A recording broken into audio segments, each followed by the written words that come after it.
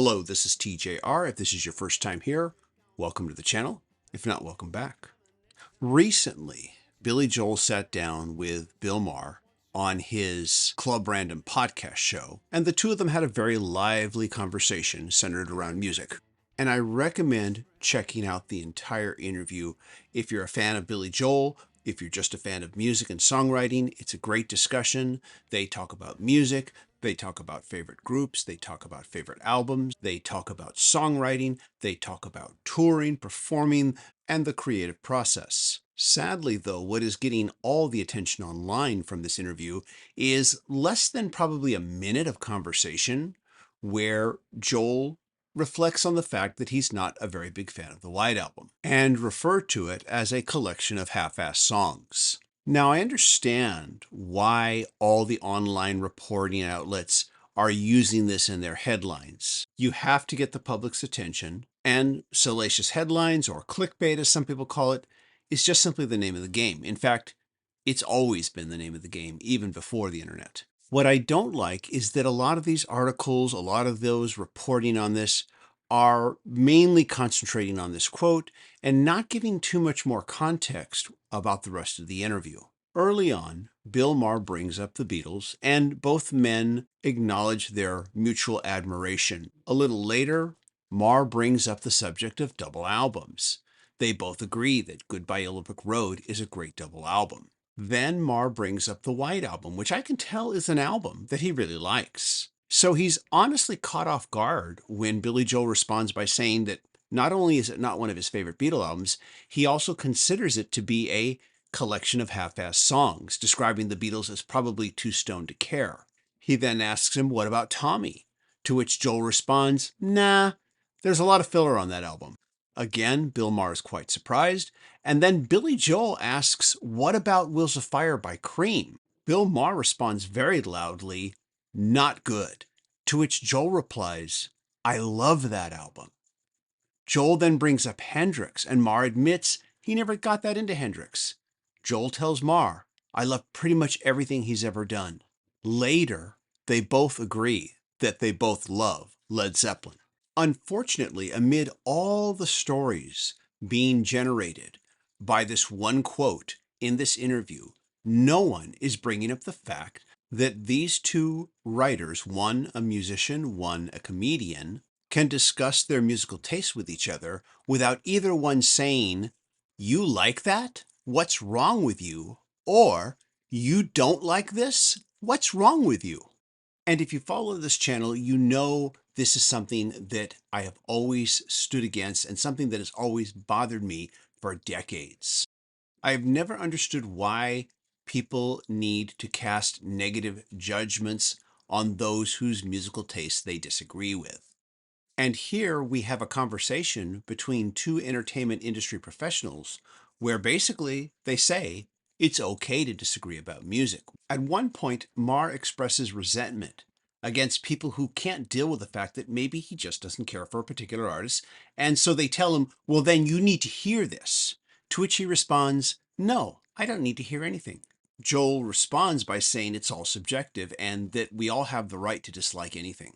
Some years back, I was discussing that a particular song off of a particular album was not exactly one of my favorites and that sometimes I would actually skip the track. After posting this video, a regular viewer of this channel responded to this fact by telling me that he wasn't sure he could trust my opinions on music moving forward. And this made me think, really? We disagree on one song, and now you feel you can no longer trust anything I have to say about music? All I can say is good luck trying to maintain a healthy relationship with anybody, because nobody is going to agree with you 100% of the time. And if you need the people you follow on YouTube to agree with all of your opinions, you're really not that interested in music conversation, analysis, or discourse. What you're really interested in is having your opinions justified. There are a lot of music and film critics on YouTube whose videos I listen to and whose opinions I'm interested in hearing, even when I disagree with them, because I appreciate their insights. But I digress. Getting back to Billy Joel's comments on the White Album, I think I could come up with a very strong case as to why I disagree with him. Even though I kind of see where he's coming from, some of the songs on the White Album are fragments of songs that have been strung together. Songs like Happiness is a Warm Gun and Everybody's Got Something to Hide Except for Me and My Monkey are good examples of this.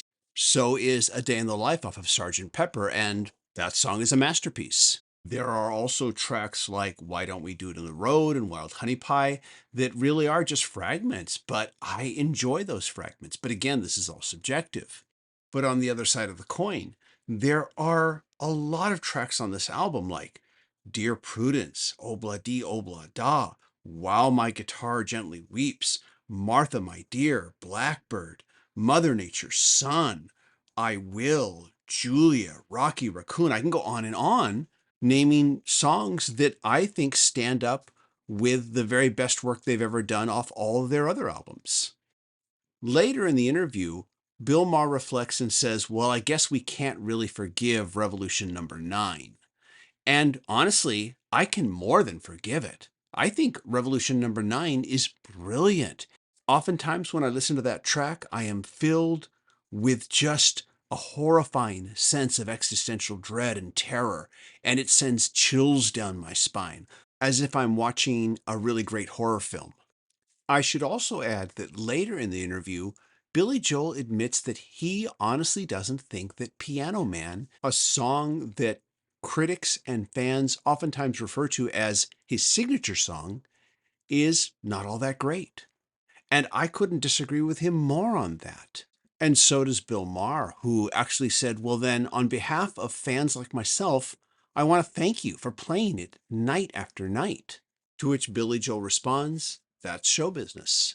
Regardless of whether I agree or disagree with his opinions on the White Album, I want to add that I think Billy Joel is a highly underrated and underappreciated songwriter and musician. And if all you've heard from this interview is other people quoting his thoughts on the White Album, I want to recommend that you watch and listen to the entire interview. It's a fascinating interview, and it has something to say about the kind of discourse we should have with each other regarding music or any art and media that we like to talk about. This is TJR. If you enjoyed this video, please click like and please leave a comment. I want to know what you think about all of this. A big thank you and shout out to my patron supporters. Patron supporters do receive videos and content not available on this channel. In a few moments, you will see some links for some other videos I have created. Please check them out. Till then, thank you so much for watching, and I'll look forward to seeing you again in the next video.